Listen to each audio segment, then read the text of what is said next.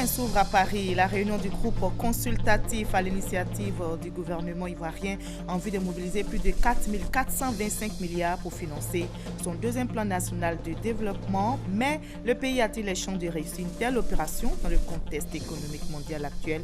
Nous en saurons davantage dans cette édition.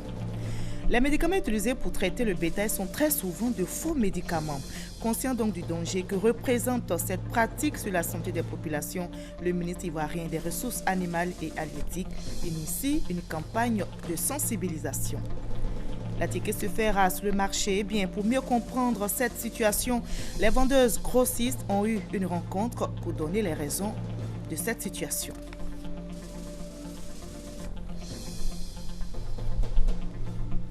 Des armes bientôt vendues en Libye, c'est en tout cas ce que souhaitent les grandes puissances réunies à Vienne pour évoquer la crise libyenne. La communauté internationale appelle à lever l'embargo sur les armes en Libye. Bonsoir à tous, merci d'avoir choisi RTI 1 pour vous informer.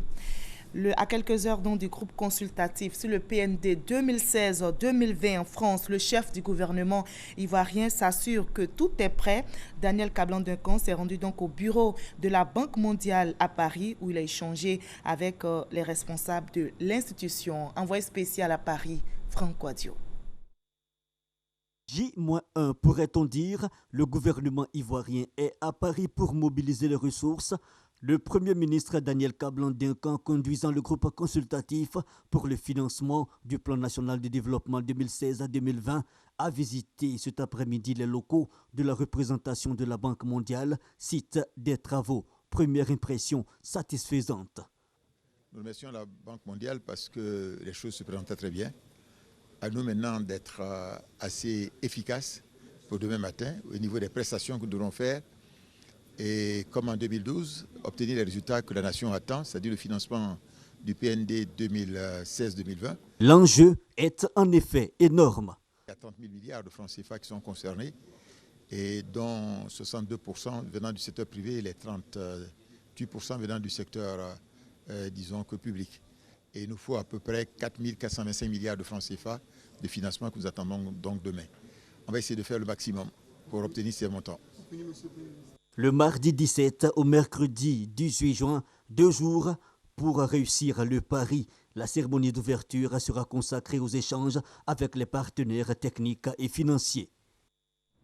Voilà, cette rencontre pour la conquête des capitaux réunit donc l'État ivoirien, le secteur privé et les bailleurs de fonds. Mais quels sont les enjeux d'un groupe consultatif pour une Côte d'Ivoire qui aspire à l'émergence? Le pays a-t-il les chances de réussir une telle opération? Élément de réponse avec Mahama Traoré et Jean-Jacques Kwame. Dans notre volonté d'en savoir davantage sur ce que c'est qu'un groupe consultatif, nous sommes allés à la rencontre de Youssouf Karus, un jeune économiste ivoirien, patron d'un fonds d'investissement. Selon lui, le groupe consultatif de Paris pour le financement du plan national de développement PND 2016-2020 revêt d'importants enjeux. Il y a besoin de constituer une sorte de consortium autour du profil financier de la Côte d'Ivoire, autour des opportunités, pour que à la fois le gouvernement et ses partenaires donc, du secteur privé national et international puissent intervenir de concert pour mettre en œuvre ce programme national de développement. Et naturellement, le groupe consultatif est mis en place justement dans cet objectif-là. L'enjeu est donc de taille. Cependant, la Côte d'Ivoire a-t-elle des chances de mobiliser 4 425,2 milliards de francs CFA dans un contexte de ralentissement économique mondial? On a une croissance qui est, on va dire, vertigineuse comparativement à l'ensemble des pays de l'Afrique aujourd'hui. Un contexte continental qui n'est pas forcément florissant, mais une Côte d'Ivoire qui arrive à tirer son épingle du jeu. Et je pense que c'est sur cela que le ministère de l'économie et des finances et le ministère du plan doivent travailler pour justement séduire non seulement les acteurs locaux, mais les acteurs internationaux. Et je pense que la Côte d'Ivoire a toutes ses chances. Si le succès de ce groupe consultatif est souhaité, ne faut-il pas craindre un risque de surendettement pour le pays? Le référentiel naturel pour examiner le poids de la dette sur l'économie, c'est le PIB. Si vous avez une dette qui progresse aussi vite que le PIB progresse, comme c'est le cas de la Côte d'Ivoire, vous n'avez pas à vous inquiéter. En réalité, le taux d'endettement de la Côte d'Ivoire par rapport à la richesse créée, donc par rapport au PIB, est relativement stable dans le temps. Même si quand on regarde uniquement l'évolution de la dette, ça peut faire peur, mais derrière, c'est de la dette qui génère de la croissance. Une dette qui génère de la croissance, voilà ce que prévoit le PND 2016-2020. Il projette notamment un taux de croissance de 9,8 en 2016, 8,9 en 2017, 8,8 en 2018, 8,3 en 2019 et 8 en 2020. Si cette dynamique prévisionnelle se confirme, on pourrait alors parler d'un deuxième miracle économique ivoirien avec à la clé un statut des pays émergents. Voilà, je rappelle que cette rencontre du groupe consultatif qui débute demain s'achève après-demain, donc 18 mai. 40 cadres de l'administration publique et du secteur privé ont bénéficié d'une formation sur les procédures de passation de marché. Et cette formation a été financée par la Banque arabe pour le développement économique en Afrique. C'est un sujet de Konaté Moussa. Ils ont reçu une formation sur les procédures de passation de marché. Ces cadres de l'administration publique et du secteur privé, au nombre de 40, ont enrichi leurs connaissances sur la préparation, l'évaluation des offres de biens et services, la conclusion et l'exécution des contrats.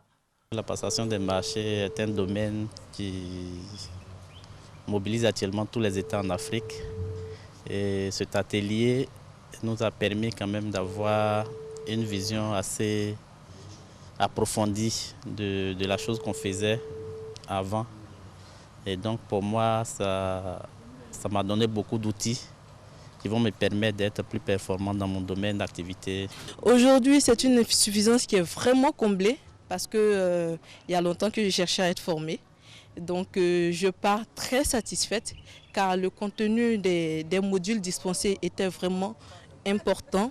Cette formation, conduite par le CAMPC, Centre africain de management et de perfectionnement des cadres, a été financée par la Banque arabe pour le développement économique en Afrique, BADEA. Les autorités ivoiriennes se réjouissent de l'initiative.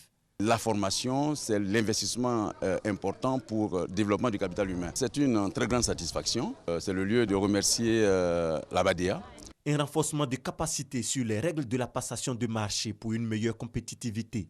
Reste à souhaiter que les acquis de cette formation contribuent au rayonnement et au développement économique du pays. La Côte d'Ivoire est le premier pays producteur mondial de noix de cajou. Pour le Conseil du coton et de l'ANACAD, il faut maintenir ce rang en misant sur la qualité dans la production. Le prix Borchamp, fixé à 350 francs pour cette campagne, est monté jusqu'à 650 francs CFA le kilogramme. Comment expliquer donc cette variation? Le directeur général du Conseil du coton et de l'ANACAD donne quelques explications suivant ce reportage de Francis Boifo. La campagne de commercialisation de la noix de cajou se déroule bien. Un constat, le prix Borchamp de la noix brute évolue selon l'offre. De février à avril 2016, il est passé de 350 à 650 francs CFA. Actuellement, le prix oscille entre 400 et 600 francs CFA, d'où la proposition de cet exportateur. À partir de maintenant, si l'autorité fixe le prix, qui prend en compte au début de la campagne, si c'est 375, au milieu de la campagne, un deuxième prix qui fait la fin de la campagne. Lors de la conférence qu'il a animée pour échanger avec les acteurs sur le fonctionnement de la filière, le directeur général du Conseil du coton et de l'ANACAD a fait cet éclairage sur le mécanisme de fixation de prix. Contrairement au café et cacao, contrairement au coton, ils ont des bourses, ils ont des marchés à terme. Les contrats sont bien ficelés. À partir de ce moment-là, on peut arrêter un prix ferme. Mais nous, on n'a pas tout ça. Tout ce qu'on a, c'est les offres de prix origine. L'offre de prix origine Côte d'Ivoire, l'offre de prix origine Ghana, l'offre de prix origine Guinée-Bissau. Et l'offre de prix origine se forme uniquement que sur la qualité que vous mettez sur le marché international. En attendant la mise en place d'autres mécanismes internationaux pour réguler le prix, Malamine Sanogo invite les acheteurs et exportateurs au respect du prix fixé par le marché national. On ne peut pas contrôler tout le monde. Il y a des éléments véreux dans tout groupe. Et ces éléments véreux, si nous les retrouvons, nous allons les extirper avec la plus grande énergie. Nous sommes premiers producteurs, ce n'est pas à nous de ternir l'image. Avec la réforme initiée par le gouvernement, l'ANACAD est désormais la principale filière agricole du Nord et de l'Est de la Côte d'Ivoire. L'ONG Servi, présidée par Henriette Konan-Bédié, a 20 ans d'existence. L'anniversaire sera célébré après-demain. Mais avant la fête, l'heure est au bilan. La présidente a décidé de faire le point des activités de l'ONG depuis sa création en 1996. Le bilan jugé satisfaisant, l'ONG Servi, je rappelle, réunit toutes les bonnes volontés qui veulent se mettre gratuitement au service des plus défavorisés. Gabriel Zani. Elle est au service de tous depuis sa création en 1996. L'organisation non gouvernementale Servir, présidée par Henriette Konan-Bédié, a exactement ce lundi 16 mai 20 ans. C'est avec beaucoup de satisfaction que la présidente parle de son organisation. C'est ma passion. J'adore l'homme, donc j'aime aider parce qu'on ne peut pas vivre seul heureux. Et quand vous voyez autour de vous les gens heureux, moi personnellement, ça me donne un baume au cœur. C'est pour cette raison que j'ai créé Servir pour pouvoir être aux côtés de ceux qui ont besoin d'aide.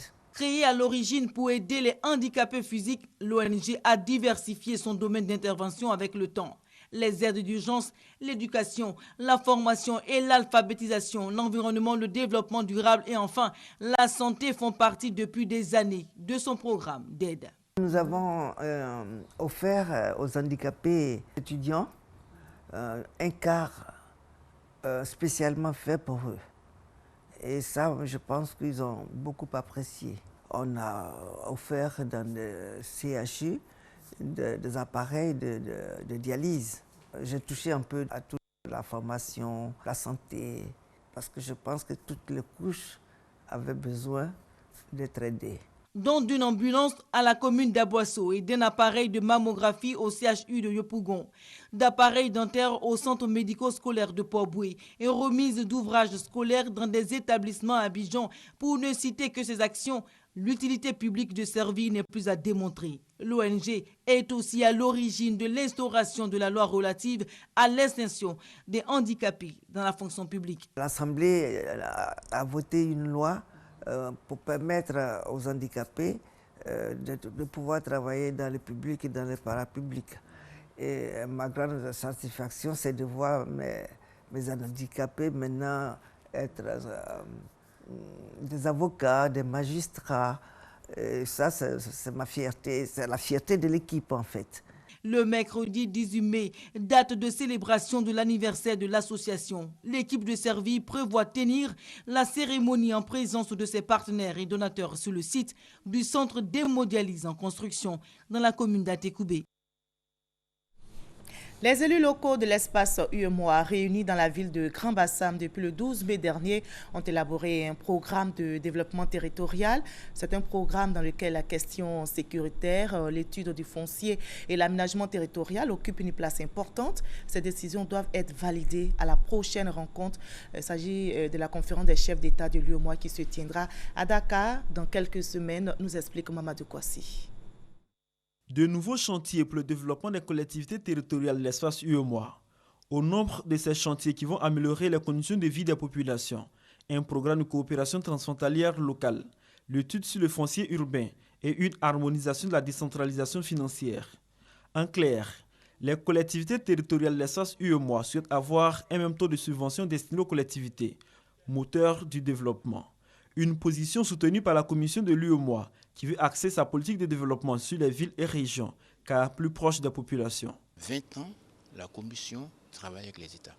Mais depuis les 4 dernières années, nous avons décidé de travailler avec les collectivités territoriales pour la maîtrise de l'espace communautaire qui sont donc nécessaires pour le développement équilibré, soutenu de notre espace. Faire en sorte que nos différentes résolutions soient prises en compte par nos chefs d'État pour que de plus en plus les élus de l'espace UEMOA soient de vrais acteurs de l'intégration, mais aussi du développement de l'espace UEMOA.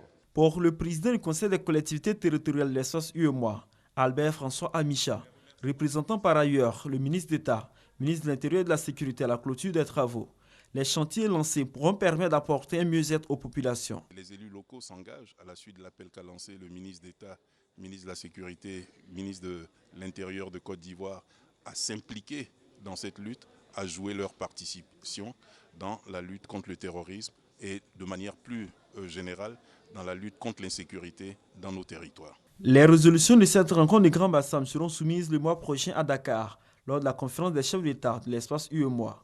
Mais avant, les élus locaux de l'espace UEMOA font un plaidoyer auprès du président de la République, Alassane Ouattara, par ailleurs président de la conférence des chefs d'État de l'UEMOA, pour la prise en compte de ses préoccupations. Et ce geste qui devrait réjouir les populations de la région du Moronou, le Conseil régional vient de dégager plus de 30 millions de francs CFA pour des projets de développement. C'est un don de la présidente du Conseil régional du Moronou, Véronique Aka. Léon Broup, le reportage. Crégbé, département de Bongouanou, plus de griots pour les annonces communautaires. Désormais, c'est à partir de cette cabine et 15 mégaphones, une sorte de radio dite villageoise, trouvaille de la mutuelle de développement de Crégbé. La MUDEC, également auteur de ces 7 villas, échantillon d'une cité de 26 logements, un projet d'habitat rural qui se réalise au moins 7 ans après son lancement. Au début, les gens ne faisaient pas confiance en ce projet. Souvent, les cotisations ne rentrent pas comme on le souhaite. Et quand nous, on est arrivés, on a réveillé ces gens de projets. Venue s'en imprégner à l'occasion de l'inauguration de la radio villageoise, la présidente du conseil régional appelle à copier les projets de Crégbé pour l'émergence du Moronou, non sans affirmer la détermination de son conseil et la sienne propre à accompagner ce genre d'initiative. Tout ce que nous pouvons faire, c'est de demander au cadre de notre région de se mettre ensemble pour développer notre région d'abord, avant d'attendre l'État. Et ce qu'ils ont fait déjà, il faut d'abord les encourager. Si même je dois apporter un apport, ça serait personnel. Ce soutien de Véronique Aka, ce sont 10 tonnes de ciment et 10 millions de francs CFA pour booster respectivement le projet d'habitat rural et les activités génératrices de revenus pour femmes et jeunes. Sur fond du conseil régional, 10 millions de francs CFA disponibles pour l'aménagement des locaux de la gendarmerie, prise en compte prochaine du projet de ferme agro-pastorale de Crégbé, des nouvelles saluées par les populations qui ont également assisté à la récompense des lauréats des activités socio-culturelles et sportives de la MUDEC. C'est un constat que vous avez certainement fait. La tiéké se fait rare sur le marché.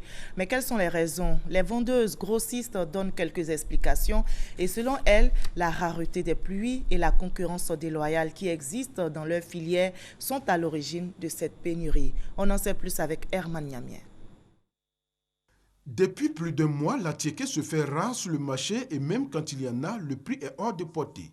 Selon les vendeuses grossistes d'Atiéké, cette situation est due à de multiples raisons.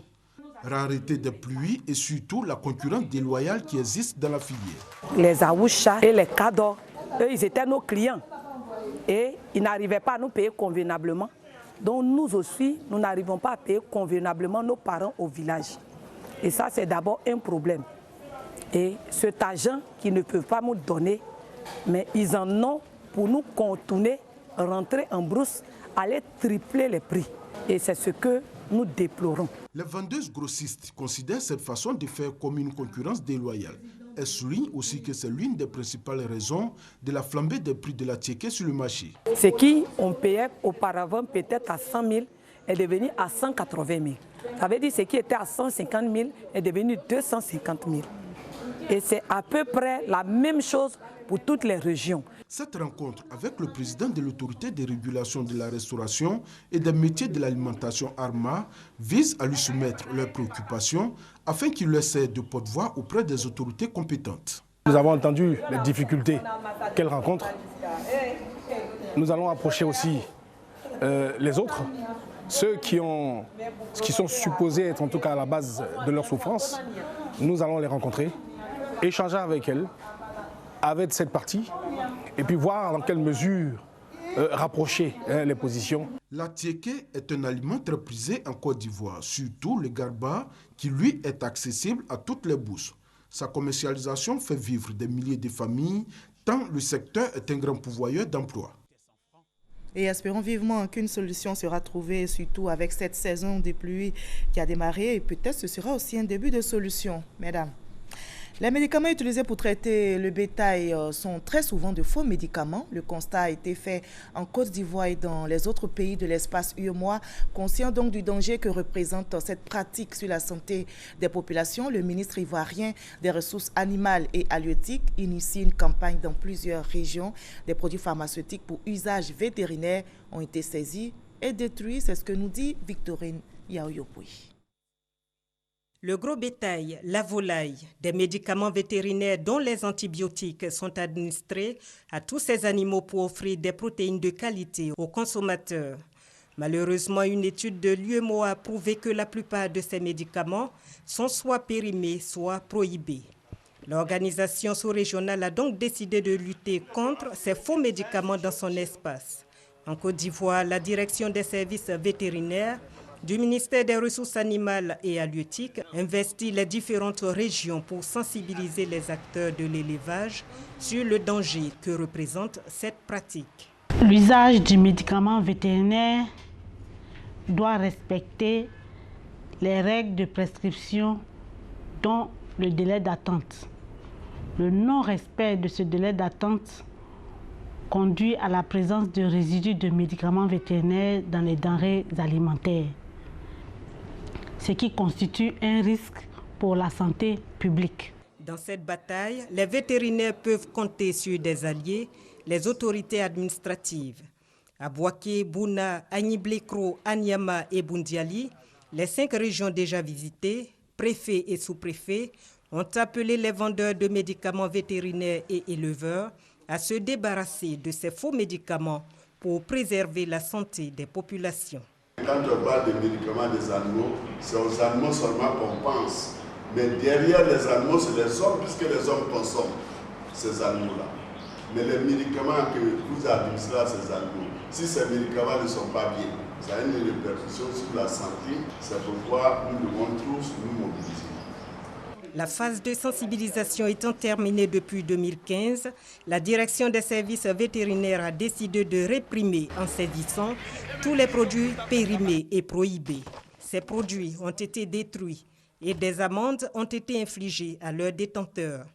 Le ministre des Ressources animales et halieutiques entend poursuivre cette action pour retirer les faux médicaments vétérinaires du marché ivoirien. Nous continuons le travail, donc cela ne va pas s'arrêter.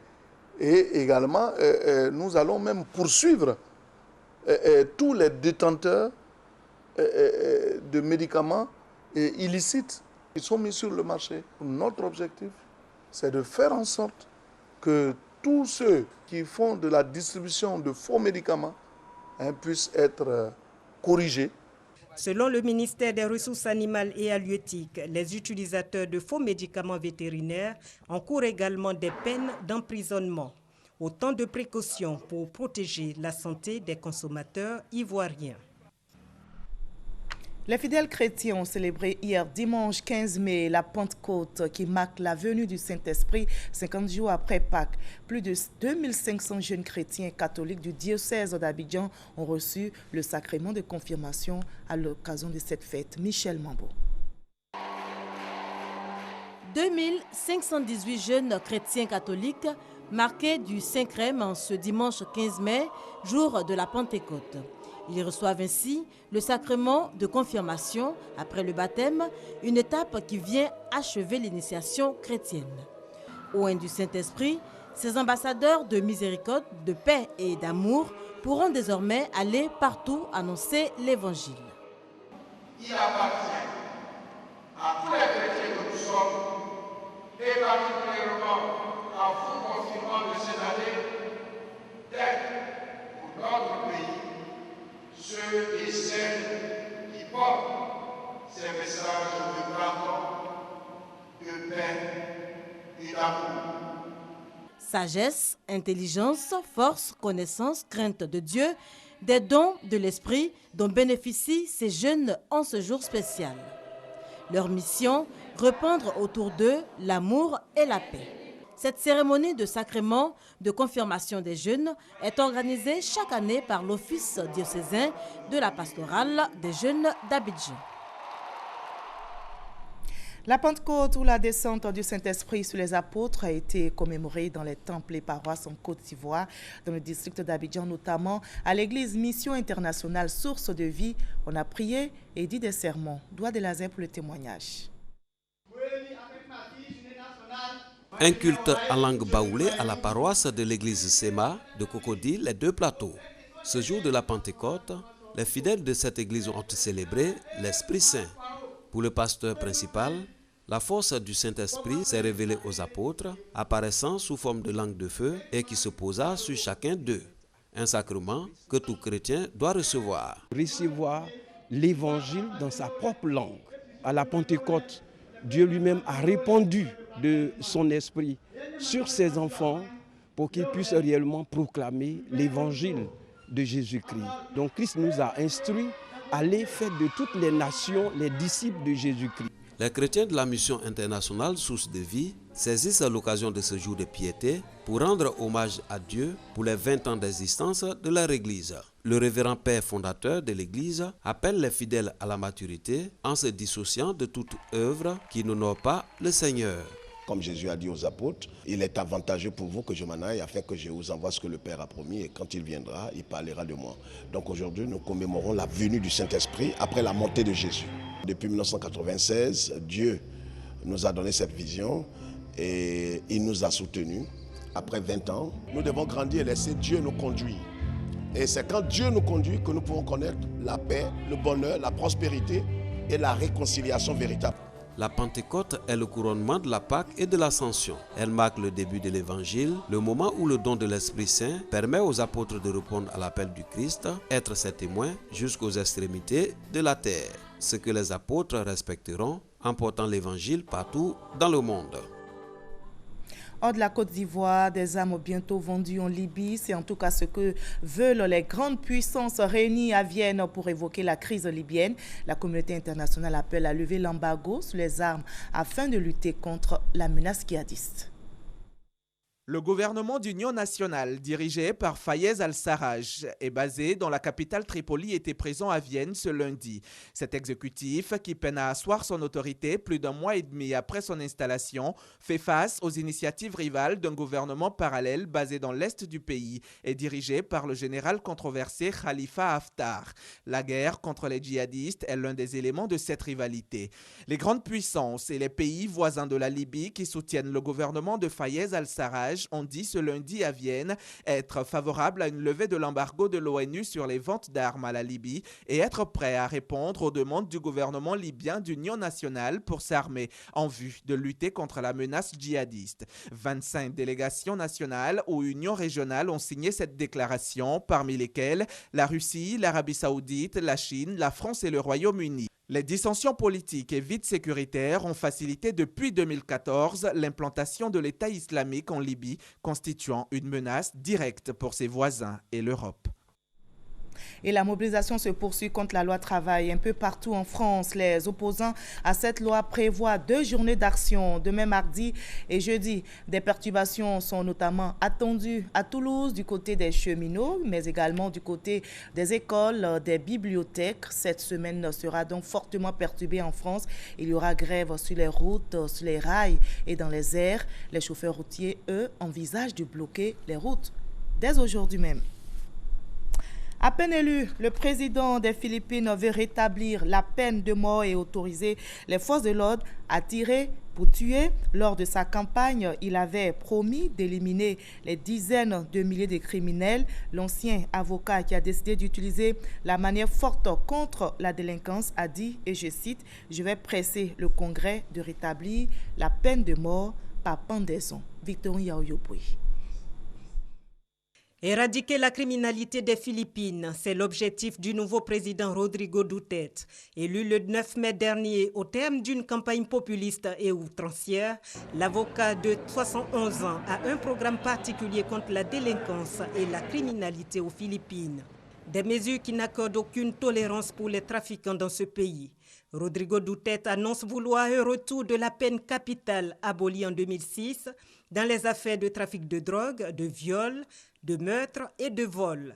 Il appelle également à la mobilisation des militaires tireurs d'élite pour tuer les criminels selon ses propres termes. Il évoque aussi l'intention d'interdire la consommation d'alcool dans les lieux publics après 2 heures du matin, ainsi que l'interdiction aux enfants seuls de sortir dans les rues le soir sous peine d'emprisonnement des parents.